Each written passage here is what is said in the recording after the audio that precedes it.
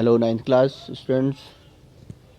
आज हम लोग ज्योग्राफी के फिफ्थ चैप्टर जो हम लोगों का प्राकृतिक वनस्पति और वन्य प्राणी, इसके बारे में बातचीत करेंगे। पहले आखिर प्राकृतिक वनस्पति क्या है, इसको हम लोग थोड़ा सा समझ लें। और बहुत ही आसान है ये चैप्टर। इसमें मेन टॉपिक ही एक प्राकृतिक वनस्पति, फिर डिफरेंट जो फैक्टर्स हैं जो इस वनस्पति पर इफ़ेक्ट डालते हैं, फिर उसके बाद डिफरेंट टाइप ऑफ जो फॉरेस्ट वो हैं, उसके बाद थोड़ा सा है कि इनका संरक्षण वगैरह किस तरह से करना चाहिए। तो इस तरह से मेन 3 टॉपिक्स हैं। तो प्राकृतिक वनस्पति सबसे पहले क्या है? मेरे हिसाब से अनटचेबल प्लांट, जो विदाउट एनी ह्यूमन एड, बिना हम लोगों की किसी प्रकार की सहायता के उगते हैं। ऐसा नहीं कि हमने घर पर प्लांट लगा ले वो भी प्राकृतिक वनस्पति हो गया।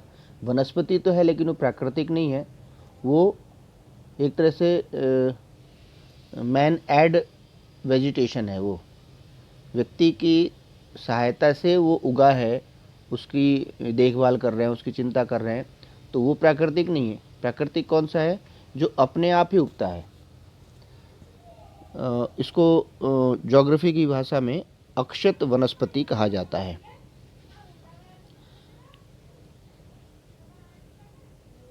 इसमें 2 पार्ट बताए गए इसके, देशज और विदेशज। देशज वो हैं जो हमारे यहाँ की मूल रूप प्रकृति के हैं, और विदेशज वो जो बाहरी पौधे हैं।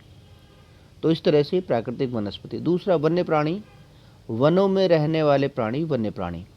तो इस तरह से ये दोनों टॉपिक इसमें क्लियर किए गए हैं।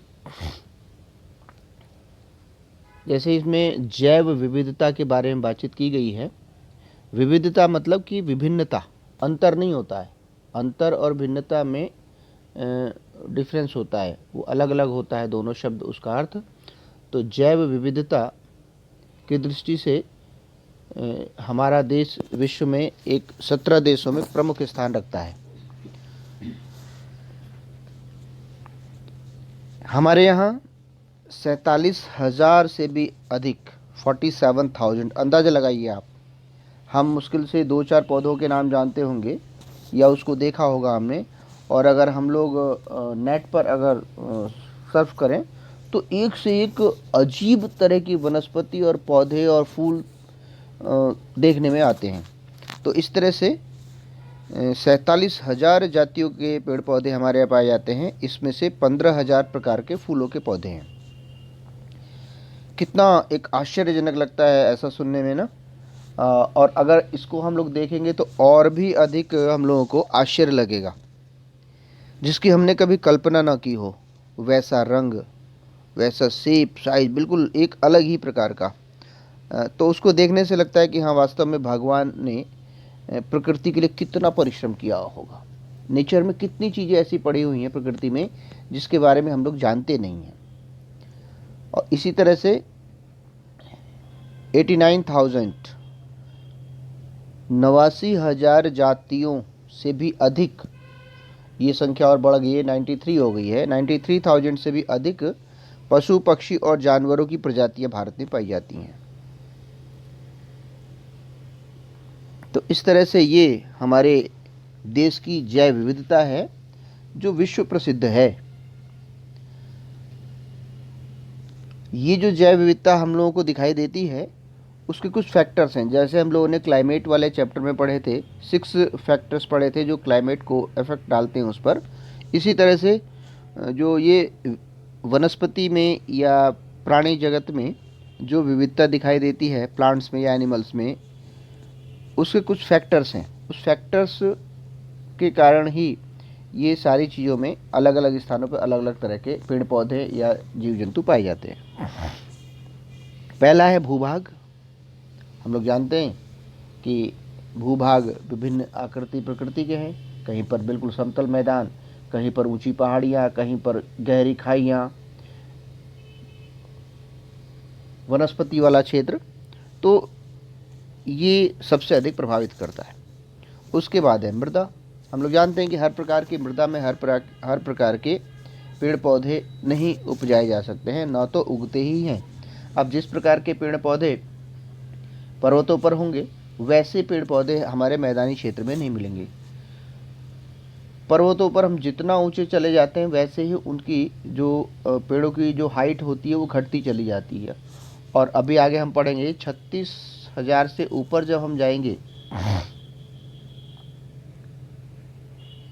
तो ये जो पेड़ हैं ये घास के मैदानों के रूप में परिवर्तित हो जाते हैं। तापमान, टेम्परेचर,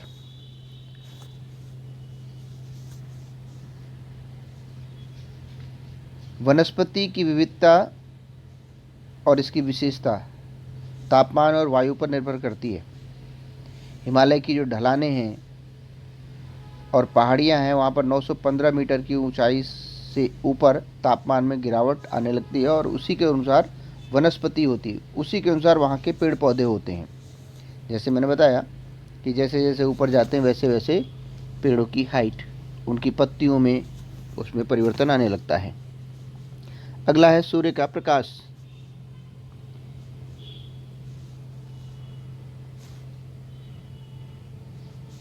किसी भी स्थान पर सूर्य के प्रकाश का समय उस स्थान के अक्षांश, समुद्र तल से ऊंचाई और ऋतु पर निर्भर करता है। और जहाँ पर इस हिसाब से अगर देखें कि जहाँ पर सूर्य का प्रकाश अधिक समय तक मिलेगा तो वहाँ की वनस्पति दूसरी तरह की होगी, और जहाँ पर सूर्य का प्रकाश बहुत कम समय तक मिलता है वहाँ की वनस्पति दूसरे प्रकार की होती है। जैसे अंटार्कटिका, वहाँ पर सूर्य का प्रकाश बहुत कम समय के लिए पहुँचता है और वो भी बहुत हल्का। तो वहाँ की वनस्पति में और हमारे मैदानी क्षेत्र की वनस्पति में जमीन आसमान का अंतर होता है, वो सूर्य के प्रकाश के कारण ही। अगला हमारा वर्षण, वर्षा में भिन्नता। हम लोगों ने क्लाइमेट वाले चैप्टर में पढ़ा कि कहीं पर मानसून पहले पहुंचता है, कहीं पर बाद में पहुंचता है, कहीं पर मानसून बहुत अधिक बारिश करता है, कहीं पर बहुत कम बारिश करता है। तो और इस बारिश का प्रकार भी अलग अलग प्रकार का होता है। कहीं पर ये बर्फ़ के रूप में होता है, कहीं पर ओलों के रूप में होता है, कहीं पर फुहारों के रूप में होता है, कहीं पर पानी की बूंदों के रूप में होता है। तो इस तरह से वर्षण की प्रकृति पर भी हमारी वनस्पति और जो वन्य प्राणी हैं वो निर्भर करते हैं। जैसे अधिक वर्षा वाले जो क्षेत्र हैं वहाँ पर बहुत सघन, बहुत घने वन पाए जाते हैं, और जहाँ पर कम वर्षा होती है वहाँ पर कम सघन वन होते हैं। तो उसी हिसाब से वहाँ पर पाए जाने वाले वन्य प्राणियों की संख्या भी कम होती है और उसकी प्रजाति भी दूसरी तरह की होती है। तो एक बार फिर से देख लें, प्राणी विविधता के प्रमुख कारक क्या हैं। पहला हमारा भूभाग, दूसरा हमारा मृदा, तीसरा हमारा तापमान, चौथा ये हमारा सूर्य का प्रकाश, और पांचवा वर्षण। ये पांचों फैक्टर हैं जो इस विविधता को प्रभावित करते हैं, इसके प्रमुख कारक हैं। आइए अब आगे बढ़ते हैं।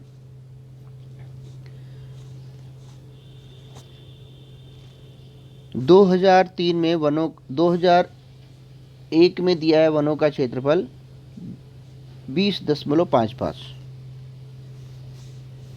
2003 में 2019 में ये हो गया 21.67। इस समय और ज़्यादा है।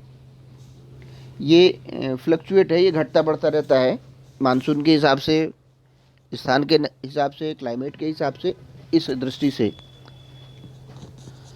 अगला है हमारा पारिस्थितिक तंत्र। पारिस्थितिक तंत्र क्या होता है? पारिस्थितिक तंत्र जो हमारी वनस्पति है, जो हमारी प्राणी जगत है, वो एक दूसरे से जुड़े हुए हैं और वो एक दूसरे पर निर्भर हैं। अगर बीच में से एक चेन सी बनती है और उस चेन में से अगर एक छोटी सी कड़ी भी निकाल दें तो वो चेन कट जाती है। तो इसी तरह से ये तंत्र है पारिस्थितिक तंत्र, जिसको हम कहते हैं। जब वनस्पति बदल जाती है तो प्राणी जीवन भी बदल जाता है। किसी भी क्षेत्र के पादप तथा प्राणी आपस में तथा अपने भौतिक पर्यावरण से अंतर संबंधित होते, इंटर रिलेटेड, और एक पारिस्थितिक तंत्र का निर्माण करते हैं। और हम भी इसी पारिस्थितिक तंत्र अर्थात इकोसिस्टम के एक मेंबर हैं।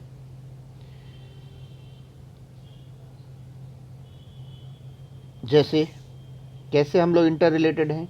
मान लीजिए मानव ने अपने स्वार्थ के कारण से जंगलों को बहुत तेज़ी के साथ काटा, तो जितना तेज़ी से उसने काटा जंगलों को, उतना ही तेज़ी से उस जंगलों के ना रहने के कारण क्लाइमेट चेंज हुआ, और उसका दुष्परिणाम हम आज देख रहे हैं। जितना हम प्रकृति से दूर चले गए, उतना ही प्रकृति भी हमसे दूर चली गई, और उसके कारण से ये विभिन्न प्रकार की जो बीमारियां आ रही हैं वो उसका मुख्य कारण है। तो इस तरह से हम लोग एक दूसरे से आंतरिक रूप से जुड़े हुए हैं। हम अगर उनकी देखभाल करेंगे तो वो भी हमारी देखभाल करेंगे, हम अगर उनकी देखभाल नहीं करेंगे तो वो भी हमारी देखभाल नहीं करेंगे। तो इस प्रकार से इस पारिस्थितिक तंत्र को, इकोसिस्टम को बायोम या जीवोम भी कहते हैं। तो ये इकोसिस्टम हमारे बीच में बना रहना बहुत ही ज़रूरी है। इसीलिए हमें ये जो विविधता वाला जो क्षेत्र है किसी भी प्रकार का, या तो वो प्राणी जगत से संबंधित, ये वनस्पति से संबंधित हो या प्राणी जगत से संबंधित हो, जीव जंतु से संबंधित हो, सभी का संरक्षण करना आवश्यक है। उसके लिए क्या किया गया है उपाय, हम क्या कर सकते हैं, वो हम अगले टॉपिक में पढ़ेंगे। फिलहाल हम आते हैं वनस्पति के प्रकार।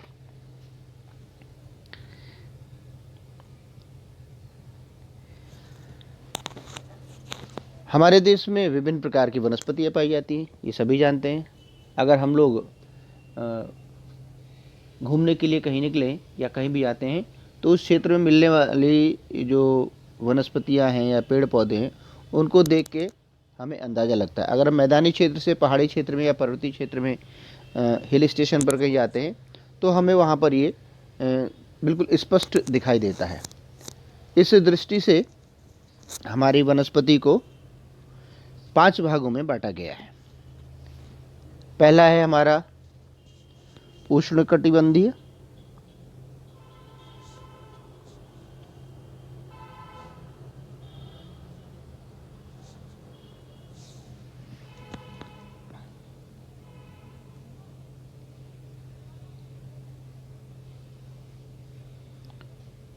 नंबर 1 उष्णकटिबंधीय।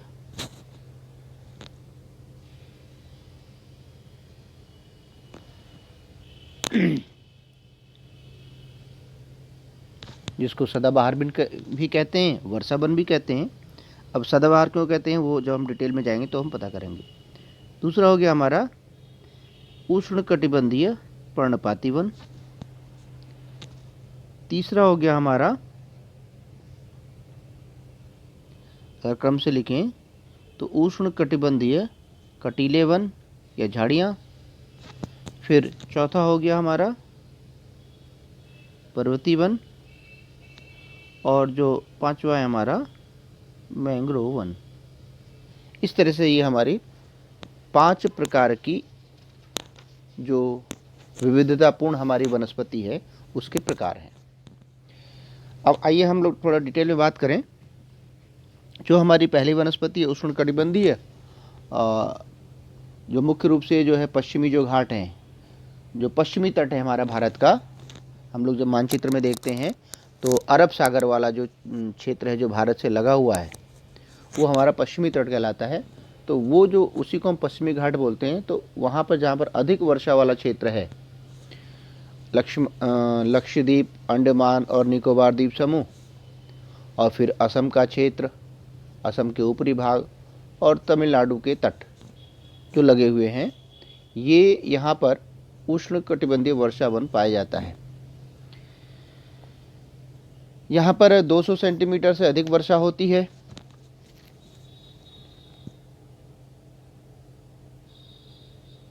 इसमें 60 मीटर या इससे अधिक ऊंचाई तक जो है वृक्षों की ऊंचाई होती है इसमें। ये क्षेत्र वर्ष भर में गर्म तथा आर्द्र रहते हैं। यहाँ हर प्रकार की वनस्पति, वृक्ष, झाड़ियाँ और लताएं उगती हैं। वनों में इनकी विभिन्न ऊंचाइयों के कई स्तर देखने मिलते हैं। वृक्षों में जो उष्णकटिबंधीय वर्षा वन है, इनके वृक्षों में जो पत्तियों के गिरने का समय होता है वो एक निश्चित समय नहीं होता है। इसलिए ये जो वन हैं पूरे साल हरे भरे दिखाई देते हैं। इसलिए इन वनों को हम सदाबहार वन भी कहते हैं।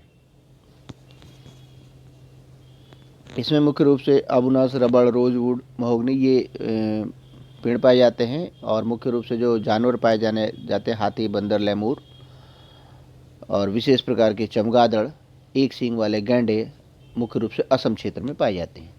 दूसरा हमारा आता है उष्णकटिबंधीय पर्णपाती वन। ये वन वहाँ पाए जाते हैं, देखिए वर्षा हमें ध्यान रखना पड़ेगा। पहला जो हमने पढ़ा, इसमें 200 सेंटीमीटर से अधिक वर्षा वाला क्षेत्र है, ठीक। दूसरा जो हम पढ़ने जा रहे हैं उष्णकटिबंधीय पर्णपाती वन, इसमें 70 सेंटीमीटर से 200 सेंटीमीटर तक वर्षा पाई जाती है और उस क्षेत्र में ये उष्णकटिबंधीय पर्णपाती वन पाया जाता है। अब ये वर्षा का जो माप है उसके आधार पर ये दो प्रकार के होते हैं। पहला है जहां पर 100 सेंटीमीटर से 200 सेंटीमीटर तक वर्षा होती है, जिसको आर्द्र या नम पर्णपाती वन कहते हैं। ऐसे वन मुख्य रूप से जो उत्तर पूर्वी राज्य हैं, नॉर्थ ईस्ट, वहाँ पर, जैसे अरुणाचल प्रदेश है आपका, ठीक है ना, सिक्किम है, इसमें पाया जाता है। फिर हिमालय के निचले क्षेत्र में पाया जाता है। फिर झारखंड, पश्चिम उड़ीसा, ठीक है ना, छत्तीसगढ़ तथा पश्चिमी घाटों के पूर्वी ढालों पर पाए जाते हैं। सागौन इसमें सबसे मुख्य प्रजाति का वन पाया जाता है, सागौन। इसके अतिरिक्त शीशम, सौल, बांस, चंदन, कुसुम, अर्जुन, शहतूत आदि ये सब वृक्ष पाए जाते हैं। दूसरा आता है हमारा इसी में शुष्क पर्णपाती वन, और ये शुष्क पर्णपाती वन वहाँ पाए जाते हैं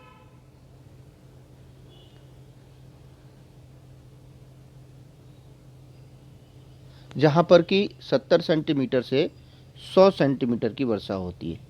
यानी पहले हमने क्या कहा कि ये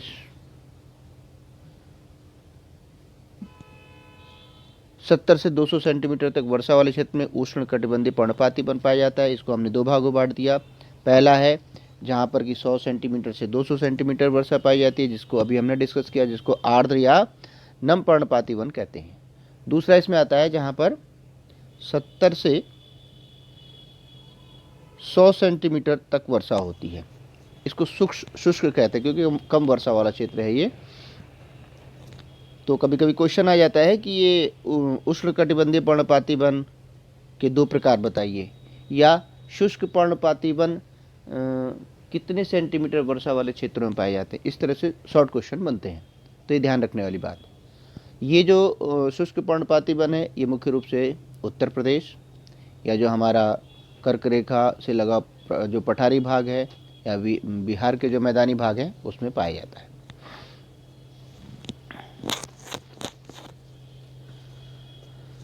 अगला है हमारा जो थर्ड है हमारा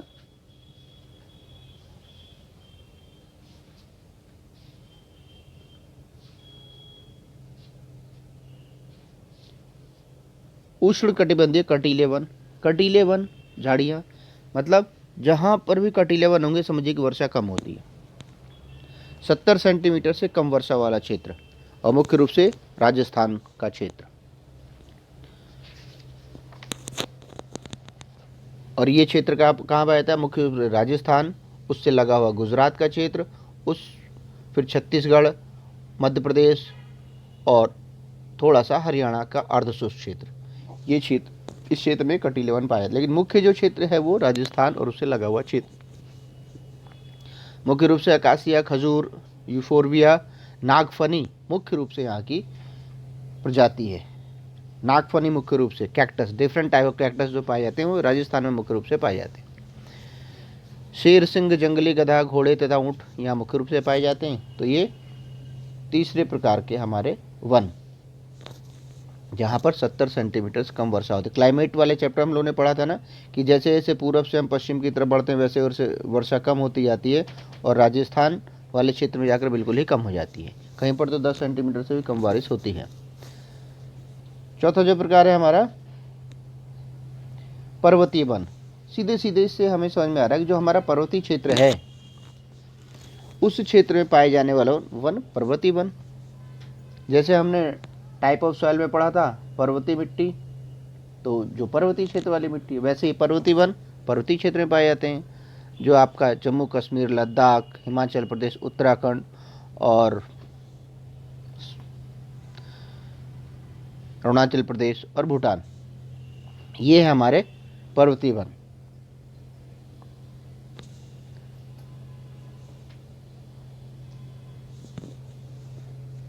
इन क्षेत्र में पाई जाने वाली वनस्पति पर्वतीय वनों के अंतर्गत आती है। अब इसमें भी बड़ी विविधता है, जैसे मैंने पहले ही आप लोगों से हल्का सा चर्चा किया था।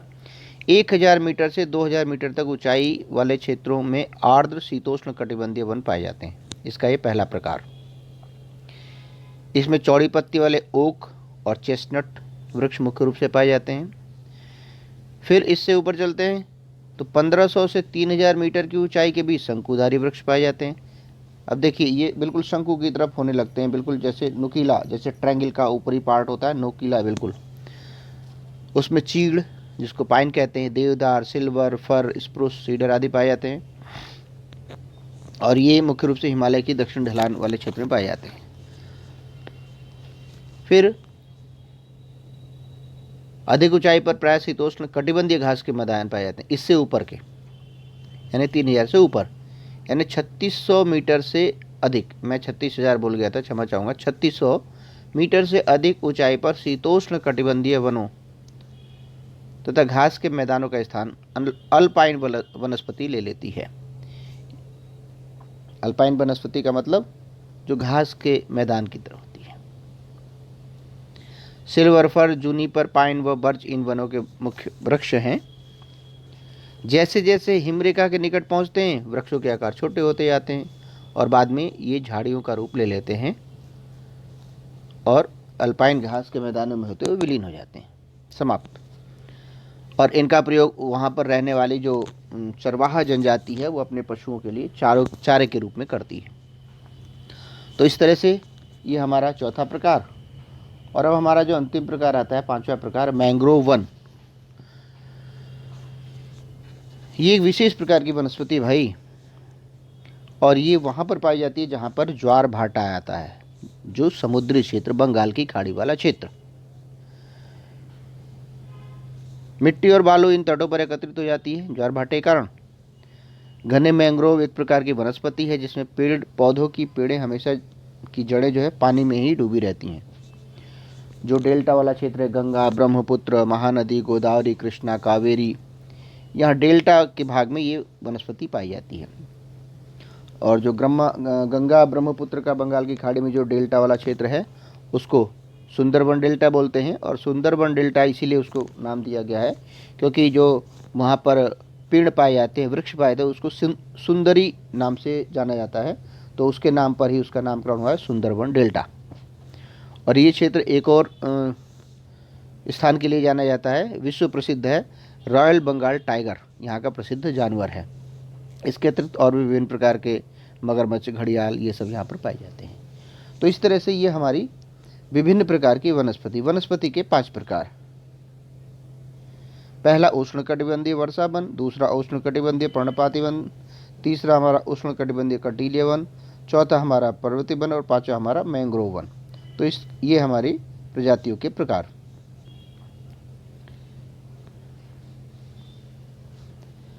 वन्य प्राणी। अब हमारा आता है अगला टॉपिक, वन्य प्राणी। एक चीज़ और छूट रहा है थोड़ा सा, ये जो हमारा हैंड नोट्स है उसके अतिरिक्त मैं आप लोगों को दिखाना चाह रहा था, वो बुक वाले में मैंने लिया है इसका मैप समझना बहुत ही ज़रूरी है। ये देखिए,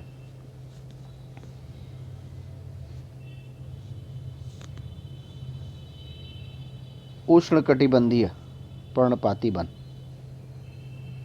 ठीक है ना। ये पूरा क्षेत्र देख रहे हैं आप, मैं आप लोगों को दिखाता हूँ।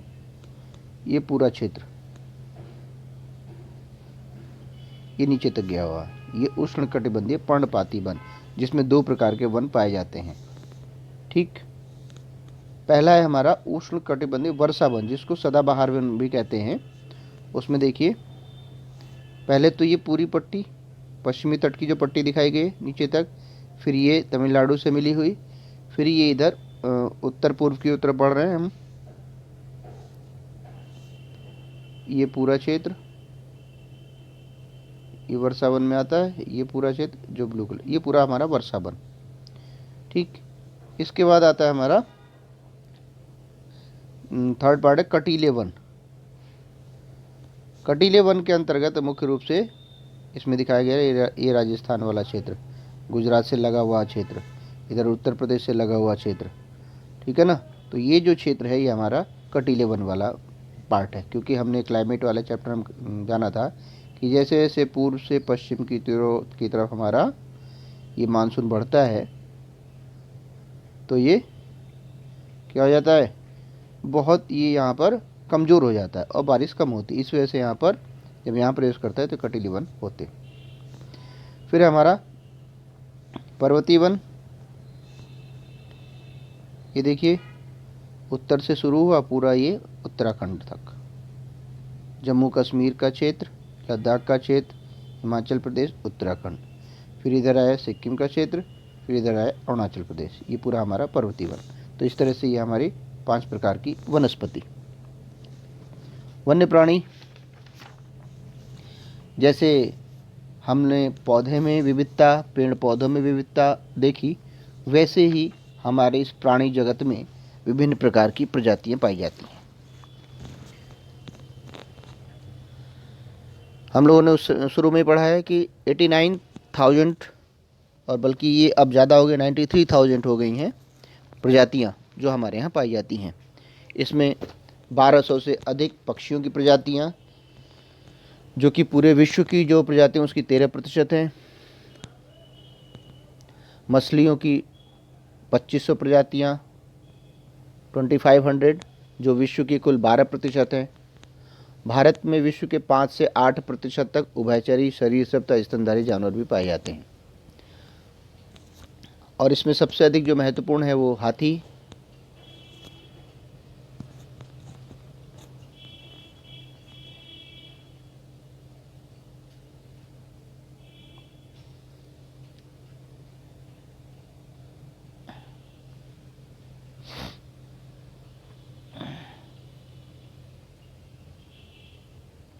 हाथी सबसे अधिक महत्वपूर्ण है। ये असम, कर्नाटक, केरल के उष्ण तथा आर्द्र वनों में पाए जाते हैं।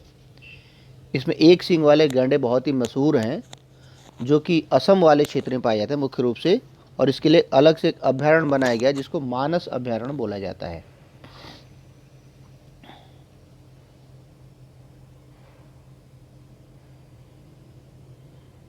देखिए ये मानस अभयारण्य, यहाँ पर मुख्य रूप से गैंडे इस क्षेत्र में पाए जाते हैं और ये इसके लिए अभयारण्य बनाया गया है। इसी में और देखेंगे हम लोग कच्छ के रण तथा थार मरुस्थल में क्रमशः जंगली गधे तथा ऊँट रहते हैं।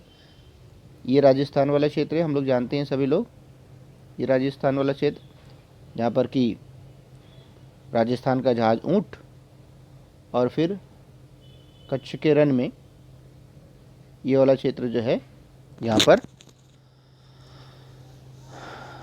जंगली गधे। इसके अतिरिक्त भारतीय भैंसा, चौसिंघा, छोटा मृग जिसको गैजल बोला जाता है, वो इन क्षेत्रों में पाई जाती हैं। अब एक महत्वपूर्ण बात, भारत विश्व का अकेला ऐसा देश है जहाँ शेर और बाघ दोनों ही पाए जाते हैं। बाकी अन्य देश क्या है, कहीं पर शेर पाए जाते हैं, कहीं पर बाघ पाए जाते हैं, लेकिन भारत ऐसा विशेष देश है, राष्ट्र है, जहाँ पर कि ये दोनों ही पाए जाते हैं। और भारतीय शेरों का जो मुख्य रूप से जो स्थान है वो गुजरात में गिर क्षेत्र है, बहुत ही प्रसिद्ध है और एग्ज़ाम में अधिकतर पूछा जाता है, तो इसलिए इसको आप लोग नोट कर लेंगे। बाघ मध्य प्रदेश तथा झारखंड के वनों, पश्चिम बंगाल के सुंदरवन तथा हिमालयी क्षेत्र में पाए जाते हैं। इसके अतिरिक्त बिल्ली की प्रजाति का तेंदुआ भी पाया जाता है। अक्सर हम लोग समाचार पत्रों में पढ़ते हैं कि यहाँ पर तेंदुआ आ गया, वहाँ पर तेंदुआ आ गया, उसका लाइव फोटो भी दिखाया जाता है, तो बिल्ली जाति की प्रजाति का होता है। एक जैसे बैल पाए जाते हैं सामान्य रूप से मैदानी क्षेत्र में, वाहन ढोने के लिए, वैसे हिमालय क्षेत्र में याक पाया जाता है। बहुत ही भारी भरकम और बहुत लंबे चौड़े उसके बाल होते हैं। तो ये कहाँ पाए जाते हैं? जो ये हमारा जो ये लद्दाख वाला क्षेत्र है, जिसको याक बोला जाता है, जो गुच्छेदार सींगों वाला बैल जैसा प्राणी है और इसका भार लगभग 1 टन होता है।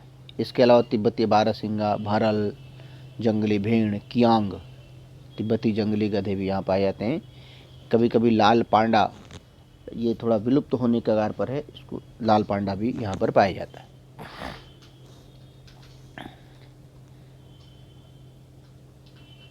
जैसे मैंने अभी बताया आप लोगों को, भारत की एक विशिष्टता कि भारत में शेर और बाघ दोनों ही पाए जाते हैं, अन्य किसी देश में नहीं। ऐसे ही भारत ही एक ऐसा देश है जहाँ पर घड़ियाल और मगरमच्छ दोनों ही पाए जाते हैं। बाकी अन्य किसी देश में कहीं पर घड़ियाल पाया जाता है, कहीं पर मगरमच्छ पाया जाता है, लेकिन भारत ही एक ऐसा स्थान है, ऐसा देश है जहाँ पर कि ये दोनों पाए जाते हैं। घड़ियाल मगरमच्छ की प्रजाति का है। सामान्य रूप से हम लोग एक मुहावरा भी पढ़ते हैं, कौन से? घड़ियाली आंसू। तो वो घड़ियाल हमारे यहाँ पाया जाता है। इसके अतिरिक्त असंख्य रंग बिरंगे पक्षी, उसके नाम भी नहीं हम आप लोग जानते होंगे निश्चित रूप से, वो हमारे देश में पाए जाते हैं। इसके अतिरिक्त हमारे देश में कई ऐसे स्थान हैं जहाँ पर विदेशों से दूसरे देशों के पक्षी हजारों किलोमीटर की यात्रा करके हमारे यहाँ आते हैं। जब उनके यहाँ बहुत अधिक बर्फबारी होती है, खाने के लिए कुछ उस स्थान विशेष में नहीं मिल पाता है, तो वो हमारे यहाँ ये 2000 से लेके 5000 किलोमीटर से भी अधिक यात्रा करके हमारे देश में आते हैं विभिन्न स्थानों पर, और वहाँ पर इनको अतिथि पक्षी, प्रवासी पक्षी कहा जाता है। और हमारे देश की सरकार के द्वारा इनके लिए बहुत ही विशेष व्यवस्था की जाती है और एक तरह से वो पर्यटन स्थल है। और ऐसा नहीं कि विदेशों से ही हमारे यहाँ आते हैं, हमारे देश से भी जाते हैं पक्षी।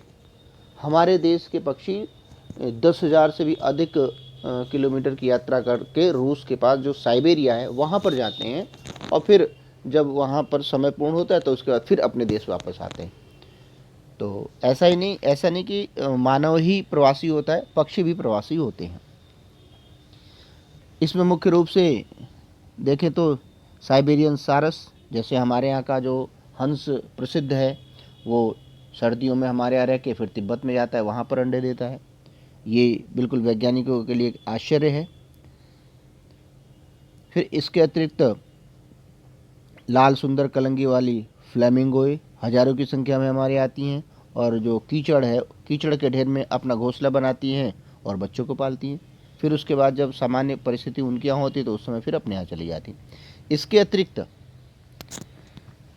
Rough black winged stilt, common teal, rosy pelican, Eurasian wigeon, long billed pipit आदि ऐसे बहुत बहुत नाम हैं जो पक्षी हमारे यहाँ अतिथि के रूप में आते हैं, और फिर जब उनके यहाँ समय अनुकूल होता है तो फिर अपने यहाँ चले जाते हैं, जिसको हम प्रवासी पक्षी के नाम से जानते हैं।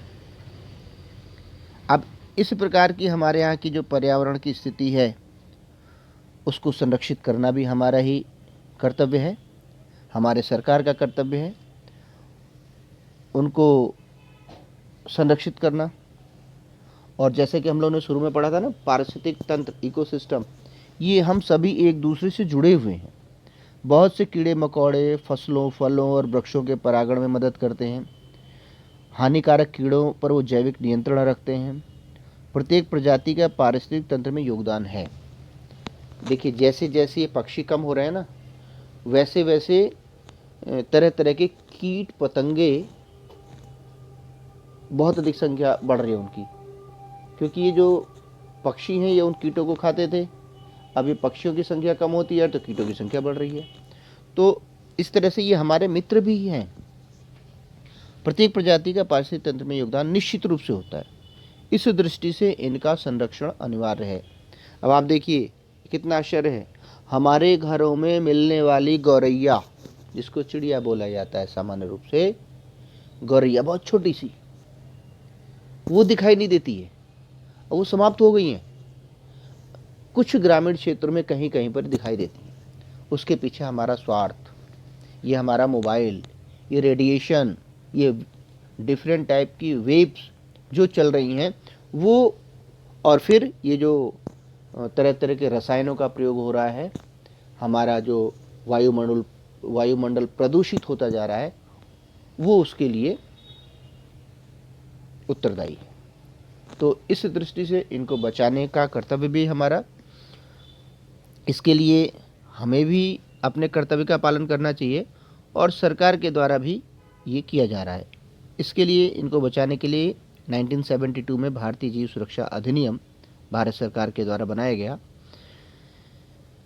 जो शिकार हैं उन पर नियंत्रण लगाई गई, वनों के कटाव पर नियंत्रण किया गया।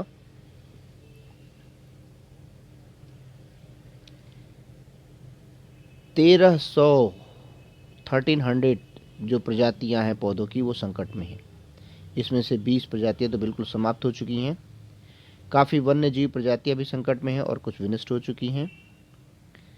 इसके पीछे बहुत सारे कारण हैं, हम लोग जानते हैं। हम लोगों का लालच, व्यवसाय, अत्यधिक शिकार, औद्योगिक अवशिष्ट, तेजाबी जमाव, प्रदूषण, विदेशी प्रजातियों का प्रवेश, कृषि क्षेत्र में विस्तार, निवास के क्षेत्र में विस्तार, वनों की अंधाधुंध कटाई आदि बहुत सारे पारिस्थितिक तंत्र के असंतुलन के कारण हैं। बहुत सारे कारण हैं। इन कारणों के होते हुए हमें इसको बचाने का प्रयास निरंतर करते रहना चाहिए। इसी क्रम में भारत सरकार के द्वारा कई कदम उठाए गए। उसमें पहला है, देश में 14 जीव मंडल निचय आरक्षित क्षेत्र, रिजर्व क्षेत्र स्थापित किए गए। इनमें से 4 सुंदरवन में हैं, पश्चिम बंगाल में, फिर नंदा देवी उत्तराखंड, मन्नार की खाड़ी तमिलनाडु, नीलगिरी केरल, कर्नाटक और तमिलनाडु वाला क्षेत्र यहाँ पर मिलता है, जिनकी गणना विश्व के जीव मंडल निचय में की जाती है। ये 4 हैं, मतलब पूरे विश्व में 34 हैं, उनमें से 4 मुख्य जो हैं भारत में हैं। दूसरा, सन 1992 से सरकार द्वारा पादप उद्यानों को वित्तीय तथा तकनीकी सहायता भी दी जा रही है। उनको बहुत अधिक पैसा भी दिया जा रहा है, धनराशि भी उपलब्ध कराई जा रही है उनके संरक्षण के लिए। फिर शेर संरक्षण, गैंडा संरक्षण, भारतीय भैंसा संरक्षण, जो विशिष्ट प्रकार के हमारे जीव हैं उनको बचाने की योजनाएं विशेष अभ्यारण्य के रूप में या रिजर्व पार्क के रूप में ये सारी चल रही हैं।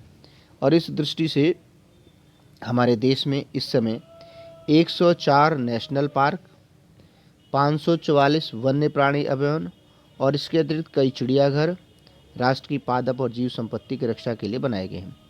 इसके अतिरिक्त 2 सामुदायिक क्षेत्र में भी कार्य चल रहा है। समुदाय विशेष के लोगों ने उनके संरक्षण की व्यवस्था की है। इसके अतिरिक्त ये तो सरकार का प्रयास है, हम लोगों का भी प्रयास होना चाहिए। हम लोग जो स्टूडेंट्स हैं, हमारी भी स्थिति होनी चाहिए कि हमारे क्षेत्र विशेष में जो पशु या पक्षी हैं, जैसे मैंने गौरैया का नाम लिया, जो हमारे सामान्य घरों में पाई जाती थी पहले। अगर आप लोग अपने घर में चर्चा करेंगे तो आपके माता पिता या दादा दादी वो सब बताएंगे।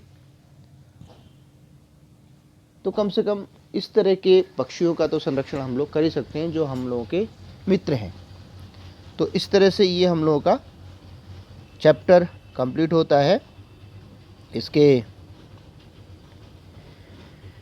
लिंक में क्वेश्चन आंसर्स दिए हुए हैं, उसको करना है आप लोगों को बढ़िया तरीके से। और इसके अलावा शॉर्ट क्वेश्चंस, जो हमारी 5 प्रकार की वनस्पति है उसमें से जो हमारे औषधीय वनस्पति है उसमें से प्रश्न हम लोगों को बनाने हैं। और बहुत समझ के जो हमारी जो मानचित्र है हमारा उसमें से आता है। तो मानचित्र बहुत आसान है, उसको हम लोग देखेंगे या एक बार अभ्यास करेंगे तो निश्चित रूप से हम लोगों को बहुत जल्दी ही समझ में आने वाला है। और ये जो हमारा ये मानचित्र है हमारा, जिसमें विभिन्न प्रकार के अभयारण्य और नेशनल पार्क को दिखाया गया है, इसकी भी प्रैक्टिस हम लोग कर लें तो अच्छा रहेगा। राष्ट्रीय उद्यान, जैव मंडल आरक्षित क्षेत्र जिसको बोला गया है, और वन्यजीव उद्यान। इनमें से जैसे हमारा उत्तराखंड में है राजाजी पार्क, कार्बेट, ये दोनों बहुत ही मशहूर हैं, प्रसिद्ध हैं। ऐसे ये आपका ये राजाजी है, ये कार्बेट पार्क है, दोनों उत्तराखंड में है। फिर ये उत्तर प्रदेश में दुधवा, ठीक है ना।